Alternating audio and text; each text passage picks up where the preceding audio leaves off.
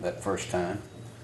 And it wasn't soon after that that they wanted $100 of that back, so we had to reimburse them $100. And then later on, and I won't call any names, but a couple needed their $100 back. They were broke and needed $100, so we gave them their $100 each back. So we didn't end up with a whole lot of money. You know, along with the financial problems at that time, one of the things I remember was that we were so hard up in the old house when we just moved in, and it was dirty and run down, dirt basement and everything.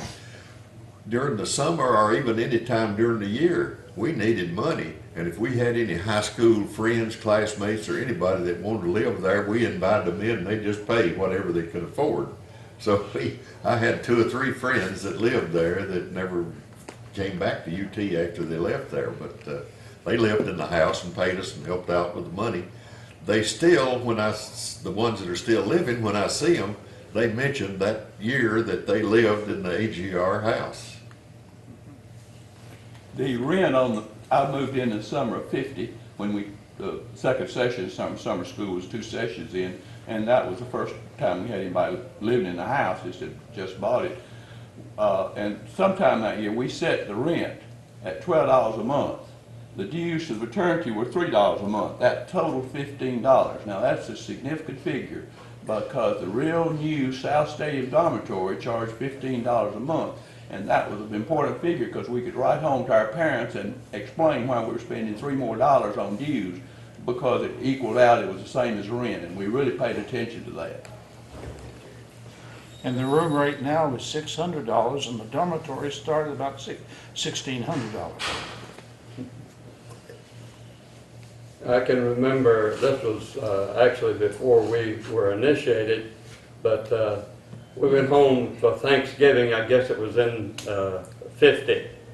And Guilford Thornton and Neil Smith and I'm not sure who else came by my house early one Saturday morning, and it was snowing and sleeting outside, and my mom begged us not to go, but we decided we were going to continue on.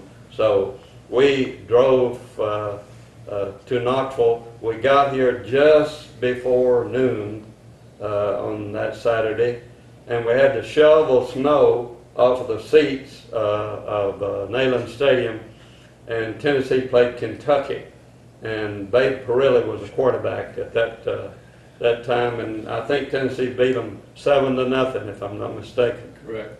Yeah. Isn't this when the Air Force officers got arrested for throwing snowballs in the crowd? I don't know. Billy's the Air Force. Colonel Adams and his staff of the ROTC, Air Force ROTC did. Mm-hmm. My big brother was Bill Mullins, and his father had some money. They had discovered, I think, zinc out somewhere out Strawberry Plains area. But Bill had some money, and he'd rent these U-drive-ins, and I'd go with him. But the deal was I had to date his cousin or his second cousin, and I've still got a picture of her. And, that was a tough thing.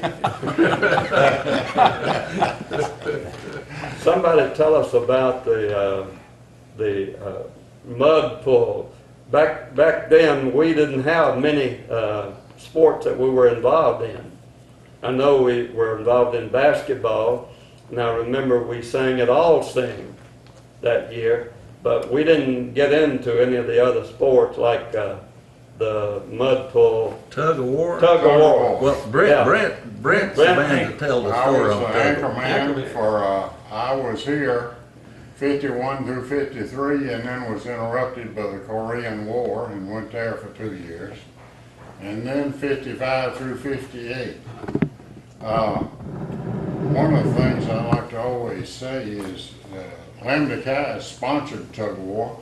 As far as I know, no one else but us ever won the tug of war. And the first year that I was in the service down Camp Gordon, Georgia, tug of war was coming up.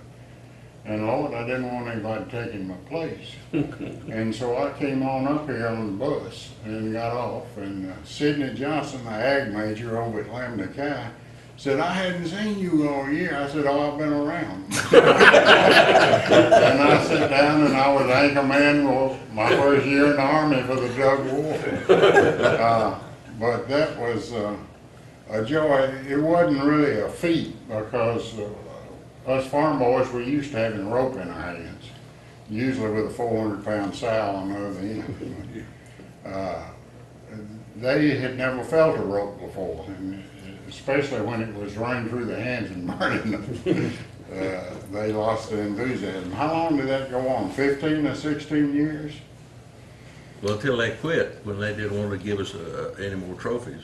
If you count the years by every 4 years, you got the trophy, and ever how many trophies we have is how long it lasted. Yeah, well, I think it's 16 years totally. Well, in softball, Charlie Darnell ran our program, and the Sig Eps had this guy's pitcher that was just unbelievable. He was all they had, so Charlie came up with the idea that we would all bunt, and we just beat the daylights out of them. When we were practicing for the tug of war one year, we went out to farm and we put a car down the hill, and all the ones practice were pulling the car up the hill. Well, we pulled it up, and then everybody relaxed and let go of the rope, and the car rolled in the ditch, and we had to pull it out then.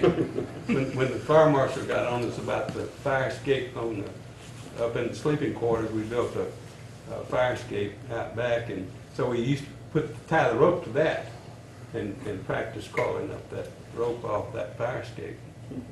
We had a pretty good softball team, I remember. I expect all you guys remember Bill Frost. Yeah. And Bill was a pitcher. He was tough. And skinny me, I was a catcher. And we had some good games, but we did well in softball. And somebody 6'3", you know, you wouldn't expect them to be getting down to catch a softball, but we had a great time, and Bill was tough. I guess I'm the youngest one here, and Brother Gill, the house was still dirty when I moved in about 59. But y'all had done a lot of work on it, and of course, Charlie and I, we came along a little later. We owe y'all a great deal of debt for getting it started and getting the fraternity started and giving us a place. I went into the Army right after I graduated, and someone asked me, well, how are you going to live with all those guys in one room? I said, that's no problem. I slept with them for 3 years up there in one room. And it always amazed me that in that sleeping quarters up there that it could be 15 alarm clocks in there and you didn't hear anybody but yours. I just never could. And one time we set them all to ring as pledges. We set them all to ring for every 15 minutes. We thought that was going to be great, and it didn't wake anybody up. we missed that one. But I remember that fire escape real well. I remember Don Williams dropping eggs off of that, me trying to catch them, and with my mouth. That was very difficult to do. Of course, they don't have that anymore, but they don't have hazing anymore, or whatever you want to call it. But we had some great times during that. I'll never forget it. Wasn't there an issue of the initiation of the midnight skulker coming over? Yeah, we called it Hell Night, whatever you want to call it. No, I mean somebody come up there and throw a smoke bomb in the living quarters. Lance, that was during your tour of duty. My brother Rex did that. I would believe that. He was a smoke bomb. And he finally admitted to it. Well, I don't think he ever admitted to it, but Not while he was here. circumstantial evidence. Let me say about the house, I think Lenny and Jody and Brent and I will remember, I believe it was 56. We came back a week early and worked on the house, and we did a lot of work in the basement, which they had done most of it, but we turned it into a good party place. Was that when we poured the concrete? I think so, I believe it's 56. I think so. Yeah. Also about money, I think we had our meetings on Monday night, and all of us should be proud of what the Lord has done for us, because we've done pretty well financially. But if they'd have robbed, there's about 30 members, and if somebody had come in there and robbed all of us, they'd have got less than $100, I guarantee you. Probably less than 30.